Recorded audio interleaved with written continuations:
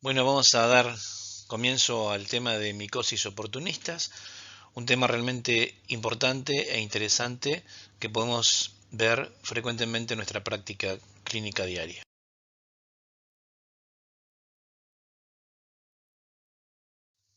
Aquí vemos Histoplasma capsulatum con tinción de Paz y se observan esporas en la epidermis.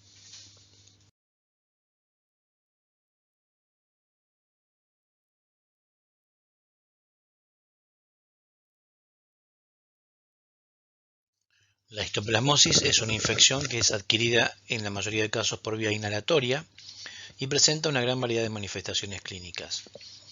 La enfermedad pulmonar primaria, aguda y benigna, es la histoplasmosis primaria, cura parcialmente y a veces deja secuelas con múltiples áreas de calcificación en el parénquima pulmonar y a veces también en ganglios linfáticos regionales, o cura completamente sin lesiones cicatrizales visibles. Sin embargo, puede también transformarse en un padecimiento progresivo, que es la histoplasmosis progresiva, que se caracteriza por leucopenia, anemia secundaria, pirexia regular. A menudo hay ulceración en la cavidad nasal, bucal, faríngea, del intestino, linfadenopatía generalizada y hepatoesplenomegalia. El Histoplasma capsulatum, variedad capsulatum, es un hongo dimorfo cuya forma saprofítica, filamentosa, tiene un hábitat natural que es en los suelos que están enriquecidos con guano, en el caso de murciélagos, gallinas, aves en general. Los suelos tienen que tener ciertas características que le permitan retener agua, ricos en nitrógeno, e inhibir el desarrollo de algunos microorganismos, además de contener piedra caliza o mármol. Estas condiciones suelen verse en cuevas, en grutas, en espacios cerrados, en espacios oscuros, en construcciones abandonadas donde se pueden acumular grandes cantidades de guano de aves o de murciélagos. Y en el caso de nuestro país, los casos notificados son sobre todo a nivel de la región de la llanura del Río de la Plata, que son las provincias de Buenos Aires, Entre Ríos, sur de Córdoba y este de La Pampa. Pero también se han notificado casos autóctonos en Tucumán, Salta, Chaco, aunque en menor porcentaje. En cuanto a la presentación clínica, la manera de ingreso es a través de vía inhalatoria, llega al parénquima pulmonar, eludiendo los mecanismos de inmunidad del huésped, dando lugar a la primoinfección. La mayoría de las primoinfecciones son asintomáticas o subclínicas y pasan desapercibidas o dan alguna pequeña forma respiratoria que no obliga ni a la consulta. Y a veces el diagnóstico es retrospectivo si se hace un test de histoplasmina y se observa hipersensibilidad. Y la aparición de focos pulmonares calcificados en alguna radiografía también puede ser algo que nos dé idea de que hubo una infección previa. Cuando la inhalación es masiva, la primoinfección ya es sintomática y produce una forma respiratoria aguda que según la gravedad puede clasificarse en benigna, moderada o grave. Los mayores de 40 años desarrollan una histoplasmosis respiratoria crónica que presenta tos, expectoración mucopurulenta o hemoptisis, dolor torácico, febrícula vespertina, astenia, anorexia, pérdida de peso. Es decir, que es parecida a una tuberculosis. Ahora, dentro de las formas clínicas que uno puede observar más frecuentemente, la diseminada crónica obviamente es la más común, con afectación pulmonar y diseminación extrapulmonar, fundamentalmente en mucosa oral, nariz, laringe, con adenopatías y hepatoesplenomegalia. La cicatrización fibrosa de las lesiones puede producir estenosis de la laringe, bronquiectasias, fibrosis pulmonar o bien del mediastino. En el caso de las diseminadas agudas, que son infrecuentes, se ven en niños o en pacientes que están severamente inmunocomprometidos y aparece un síndrome febril, pérdida de peso y compromiso del sistema retículo endotelial, es decir, adenomegalias, hepatoesplenomegalia, con escasa o ninguna manifestación pulmonar. El pronóstico es excelente en casi todos los casos de infección primaria, pero muy grave cuando la forma es diseminada. Los niños pueden morir en el término de unas pocas semanas y los adultos, que son un poco más resistentes, pueden morir antes de que se sospeche la enfermedad. Aquí pueden observarse algunas lesiones clásicas de la histoplasmosis, que son lesiones pápulo-pustulosas en pacientes con un inmunocompromiso de base. Lo mismo aquí, que se pueden observar lesiones a nivel neurológico, en una resonancia. Y tanto en la placa como en la tomografía pueden observarse patrones alveolares, es decir, no de intersticio, de alvéolo, con cavitaciones.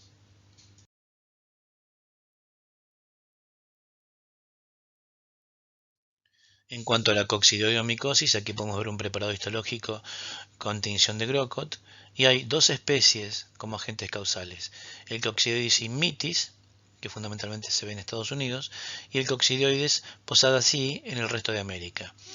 Se puede observar en tejido celular subcutáneo, donde el tejido adiposo de color blanco y la dermis inferior verde se ven férulas con endosporas en el interior que están teñidas de negro. La infección por coccidioides es adquirida por vía inhalatoria, es decir, no se transmite de persona a persona, pudiendo adoptar las siguientes formas clínicas. La coccidioidomicosis primaria es una enfermedad respiratoria aguda, benigna, que cura espontáneamente, y en el 60% de los casos aparece como una infección respiratoria leve o completamente asintomáticas después de inhalar el hongo en zonas endémicas. Y hay una forma progresiva, que es un padecimiento crónico, maligno, diseminado, que afecta a los tejidos cutáneos, subcutáneo, visceral y óseo. El coccidioides es un hongo dimorfo. La fase saprofítica o filamentosa vive en suelos áridos o semiáridos, seco y alcalino, con temperaturas altas, con precipitación baja durante el año. Este tipo de suelo es pobre en materia orgánica y rico en sales minerales. El hongo crece bien después de un invierno con algunas lluvias, seguido de un verano seco y caluroso. No sobrevive en lugares húmedos donde compite con otra flora fúngica. Se encuentra distribuido en las zonas secas y áridas de América, y en Argentina los casos fundamentalmente notificados están en la zona árida, especialmente serrana, desde el Chaco hasta la provincia de Río Negro. También en el caso del coccidioides, la infección en seres humanos y otras especies es a través de vía inhalatoria. También generalmente es asintomático, pasa como una infección respiratoria benigna y autolimitada. Y también en áreas endémicas la mayor parte de la población adulta sufrió la infección, y si uno hiciese una prueba con coccidioidina, posiblemente demostraría que han tenido ese contacto. En cuanto a las manifestaciones clínicas, la infección pulmonar es asintomática o subclínica en la gran mayoría de los infectados, el 60%. Puede haber una primoinfección sintomática que deje secuelas de lo que es la primoinfección pulmonar. Puede haber casos con una neumopatía persistente, que es aquella que dura más de 6 semanas, y puede haber una coccidioidomicosis pulmonar crónica excavada o una coccidioidomicosis diseminada, subaguda o crónica. Los casos que requieren atención médica son las primoinfecciones sintomáticas, los procesos pulmonares de evolución crónica y aquellas formas progresivas diseminadas.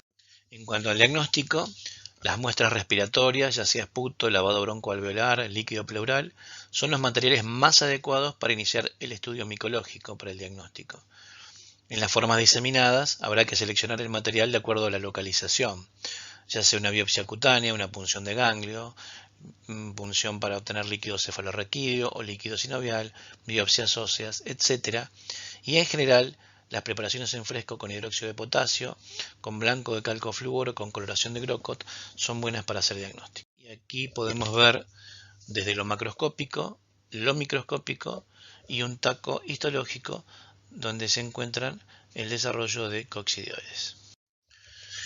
En cuanto a la coccidioidomicosis progresiva, vemos que algunas neumonitis progresan hacia una enfermedad parecida a la tuberculosis, donde hay consolidación, formación de cavidades y luego diseminación hacia otros órganos y tejidos, y esto puede ser piel, sistema nervioso central también. La forma diseminada aguda se presenta más o menos entre el 0,5 al 1% de los casos clínicamente activos, y es más importante y más frecuente en personas de color.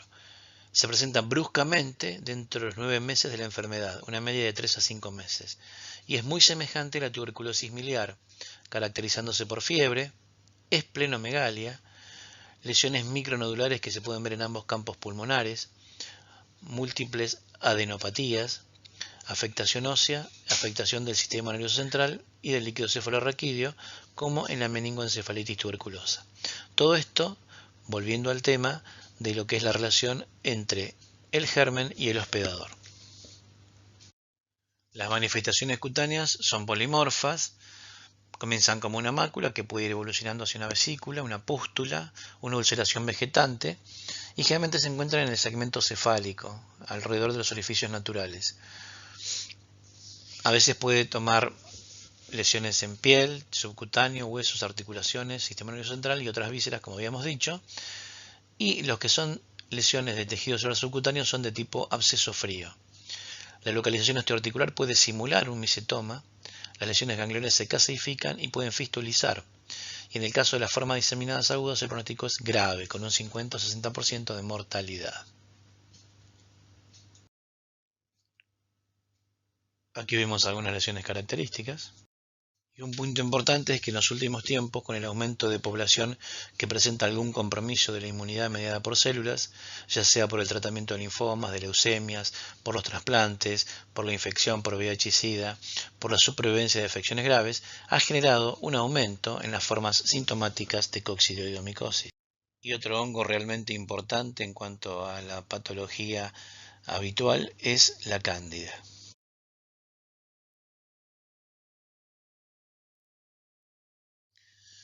Y la candidiasis es una infección que puede ser primaria o secundaria, que está causada por diferentes especies del género Candida, donde obviamente la más común es la albicans, donde las manifestaciones clínicas pueden ser agudas, subagudas, crónicas o episódicas, y en ellas el hongo puede producir lesiones a nivel cutáneo, mucocutáneo o bien sistémicas.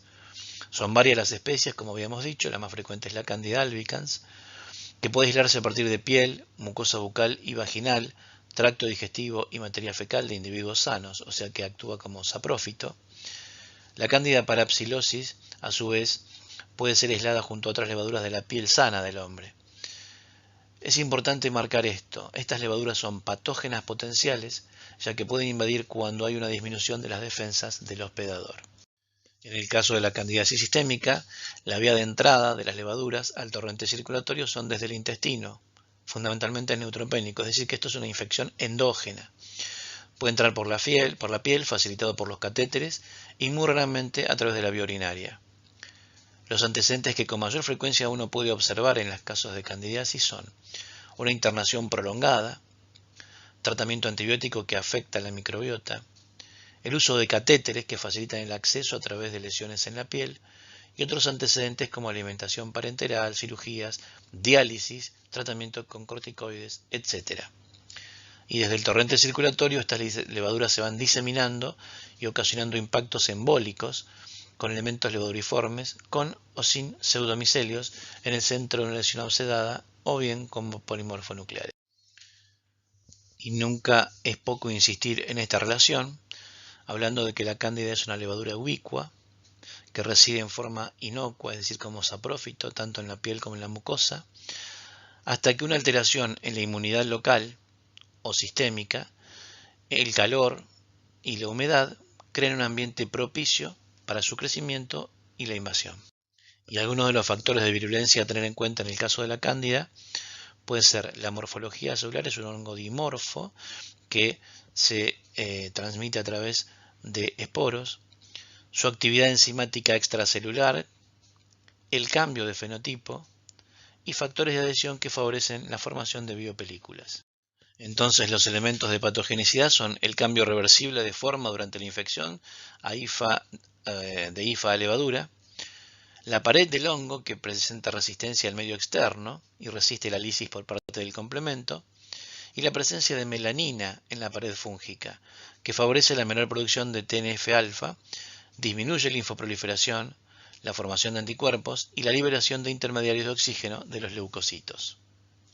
Entonces, como decíamos, la cándida es un hongo dimorfo y puede hallarse en dos estados diferentes en el ser humano. Uno es como blastoporo, que es el fenotipo útil para la extensión, para la diseminación, para la transmisión. Es la forma resistente del hongo y tiene relación con la colonización asintomática. La otra forma es el micelio, que es la forma germinativa, que es aquel que tiene capacidad invasiva de los tejidos y da los síntomas propios de la infección. Entonces, hablando de la patogénesis de la infección, los factores de virulencia tienen que ver con la adhesión, con la germinación y con la invasión de los tejidos. La adhesión es crucial en la supervivencia de las esporas. La capacidad de adhesión de la Candida albicans es superior a la de las otras especies. Hay parte de una proteína transmembrana del hongo, que es parecido a la integrina, que se ancla a un receptor de membrana que tiene ICB3 y fibronectina, en este caso hablando del epitelio vaginal, pero puede ocurrir en cualquier otra mucosa. Una vez adheridas, las esporas son incapaces de penetrar en el epitelio. Para ello es necesario que germinen y desarrollen hifas y micelios. Una vez formados los micelios, la cándida I es capaz de penetrar e invadir el epitelio. Y esa invasión del epitelio ocasiona liberación de prostaglandinas, bradiquininas, etc., es decir, producen una inflamación local. Aquí algunas lesiones de candidiasis mucocutánea que son frecuentes de ver.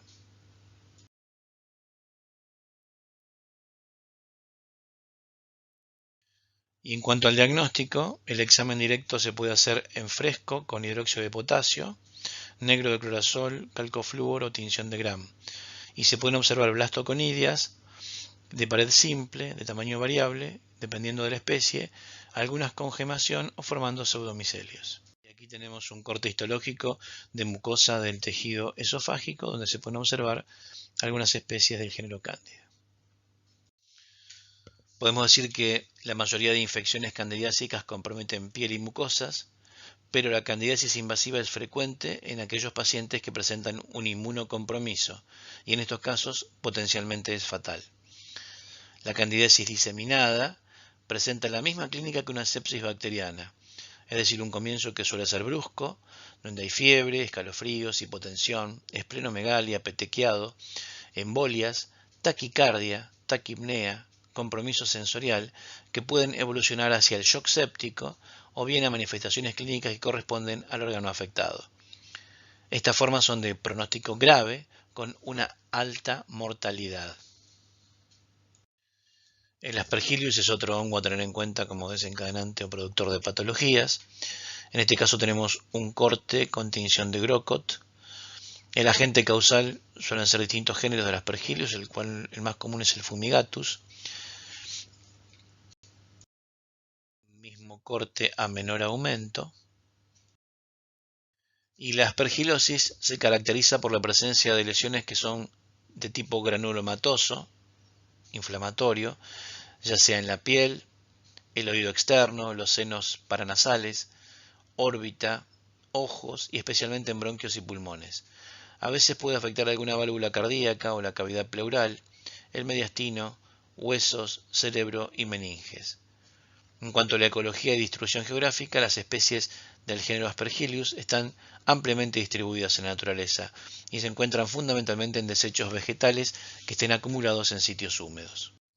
Y su capacidad patogénica responde a su pronunciada termotolerancia, lo que le permite crecer a temperaturas del cuerpo humano, y el pequeño tamaño de sus esporas que le permite llegar a la vía aérea terminal.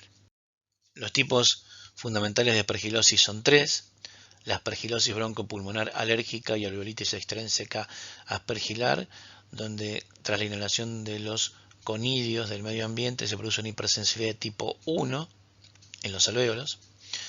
El aspergiloma o aspergilosis intracavitaria, también llamado micetoma, que se da en cavidades pulmonares que están preformadas generalmente por una tuberculosis previa, que habitualmente está estéril, con amplia comunicación con los bronquios, a donde llegan los esporos.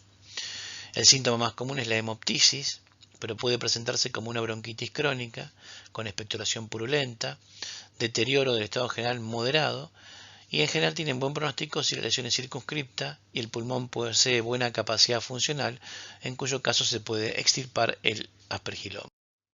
Y por otro lado tenemos la aspergilosis invasiva, que es la forma más seria, más grave, que produce a través de fallas en el sistema inmunitario, especialmente la ausencia de polimorfonucleares son el favorecedor más importante. En este caso los conidios inhalados llegan a los alvéolos y al no ser fagocitados y destruidos, ya sea por los macrófagos alveolares o por los polimorfonucleares de la circulación, germinan dentro del parénquima pulmonar y los filamentos penetran en los vasos sanguíneos, en particular las arteriolas, y allí se producen trombos. Entonces, a través de esto hay necrosis del parénquima pulmonar y una diseminación de estos émbolos sépticos que generalizan la infección. Estas formas diseminadas tienden a ser de muy mal pronóstico. Y este es un cuadro explicativo de lo que es la aspergilosis broncopulmonar alérgica y cómo se produce.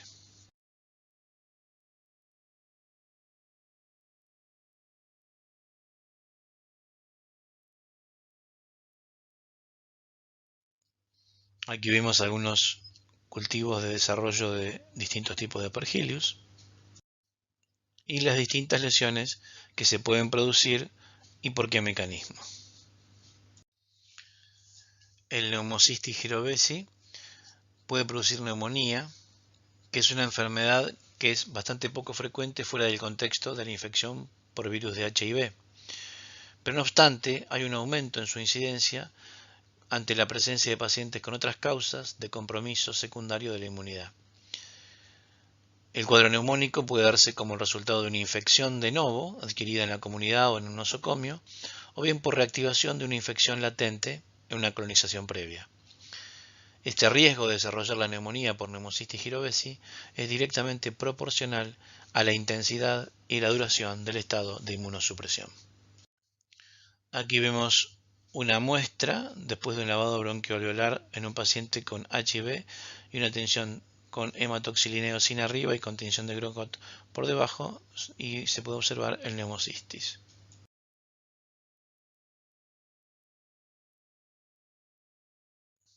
Aquí vemos una tomografía con lesiones en vidrio esmerilado, a diferencia de lo que observábamos anteriormente en las otras patologías. Es decir, que observamos una radiografía y una tomografía con lesiones intersticiales, no de vía aérea, y la observación del neumocistis con distintos tipos de tinciones. Entonces, como elementos importantes, el déficit de linfocitos T CD4, la alteración de función y el número de los macrófagos y la disminución del TNF-alfa y el interferón, más formas tróficas adheridas al neumocito tipo 1, mayor agregación de neumocistis porque inhibe la fagocitosis, una modulación de una respuesta de macrófagos porque se unen al surfactante A, alteración inflamatoria del epitelio alveolar del surfactante y la producción de un daño tisular con aumento del LDH y alteración del índice BQ y la producción de una insuficiencia respiratoria son los mecanismos que podemos observar en el desarrollo de esta patología. Observación del neumocistis con distintos tipos de tinción. Una enumeración de los factores de riesgo implica la desnutrición, con la inmunodepresión que ello genera, un déficit de linfocitos TSD4 con menos del 15%, trasplante de órganos sólidos, células progenitoras hemopoyéticas alteradas, uso de corticoides, quimioterapia con biológicos como el rituximab o el anti-TNF-alfa, por ejemplo, episodio previo de neumocistis, candidiasis oral, neumonía bacteriana recurrente y alta carga viral. La mayor parte de los casos se producen en personas que desconocen su infección por HIV o que no se encuentran recibiendo tratamiento antirretroviral. La vía de contagio es inhalatoria. La colonización suele ocurrir antes de los 4 años de vida. La tasa de colonización en pacientes con HIV es del 69%. El punto es si es una reactivación o una reinfección a determinar. Y existe la posibilidad de una transmisión nosocomial en duda con brotes en pacientes trasplantados. En cuanto al diagnóstico, obviamente hay que tener un índice de sospecha para presentar un diagnóstico presuntivo. Y en cuanto al diagnóstico de certeza, es con el esputo espontáneo. En este caso la sensibilidad es baja, con un 10 o un 30%, y no se recomienda para hacer diagnóstico. Con el esputo inducido mejora un poco esta posibilidad, sin embargo sigue siendo baja. Con el lavado broncoalveolar y la biopsia transbronquial o de otros órganos en los casos de diseminación, se obtiene una sensibilidad y una especificidad mucho mayor, con pruebas de entre 90 y 99% para el lavado broncoalveolar y 95 al 100% para la biopsia transbronquial respectivamente. En cuanto a la visualización microscópica del Pneumocystis jirovesi en materiales clínicos, el GIEMSA detecta quistes citrofosfoitos, el Gran-Weigert detecta quistes citrofosfoitos, Las impregnaciones argénticas de Grocott y Gomori detecta quistes y el azul de toluidina detecta quistes. La técnica de fluorescencia como blanco de calcoflúor detecta quistes y trofosoditos. La inmunofluorescencia directa con anticuerpos monoclonales detecta quistes y trofosoditos y es la técnica de mayor sensibilidad y especificidad para el diagnóstico. La neumonía por Pneumocystis jirovecii es una infección producida por un microorganismo no cultivable in vitro que pertenece al reino fungi, que anteriormente se llamaba Pneumocystis carini y que después cambió su nombre al ver que el Pneumocystis carini solamente afectaba a los roedores. Y desde el advenimiento de la terapia antirretroviral, la incidencia del neumocistis y la retinitis por citomegalovirus han disminuido. Pero el Pneumocystis jirovecii sigue siendo la infección marcadora de SIDA más frecuente, sobre todo en pacientes cuyos recuentos de CD4 son menores de 200 por milímetro cúbico. La mucormicosis, que se ha puesto de moda después o durante la pandemia de coronavirus, es una infección que está causada por distintos tipos de microorganismos. El hongo negro también se le llamaba. Organismos micóticos del orden mucorales, que incluye géneros Rhizopus, Rhizomucor y Mucor. Los síntomas más frecuentes son secundarios a esas lesiones necrolíticas invasoras que se producen en nariz y paladar, que provocan dolor, fiebre, celulitis orbitaria, proptosis y rinorrea purulenta. Aparecen posteriormente síntomas del sistema nervioso central y pueden aparecer síntomas pulmonares que son graves, consistentes en tos productiva, fiebre alta y disnea. La infección diseminada puede producirse en pacientes gravemente inmunocomprometidos. Y el diagnóstico se basa sobre todo en la evaluación clínica, en la cual el médico debe tener presente esta probabilidad, y se confirma con exámenes histológicos y con cultivo. El tratamiento consiste en la anfotericina B por vía intravenosa y cirugía para eliminar el tejido necrótico, pero aún con un tratamiento agresivo las tasas de mortalidad son altas. Como decíamos, son muchas las especies diferentes de hongos que pueden causar mucormicosis y cada especie causa, sin embargo, síntomas similares. Es mucho más frecuente en pacientes con inmunodeficiencias, con diabetes mal controlada, sobre todo si hay cetoacidosis, y en aquellos pacientes que reciben el fármaco quelante del hierro deferoxamina. Aquí la observación de algunas lesiones. Y bueno, abuelo de pájaro, hemos pasado por algunas de las patologías micóticas oportunistas más frecuentes. Hay muchas más, pero seguramente las iremos viendo en la medida que siga pasando la cursada. Muchas gracias.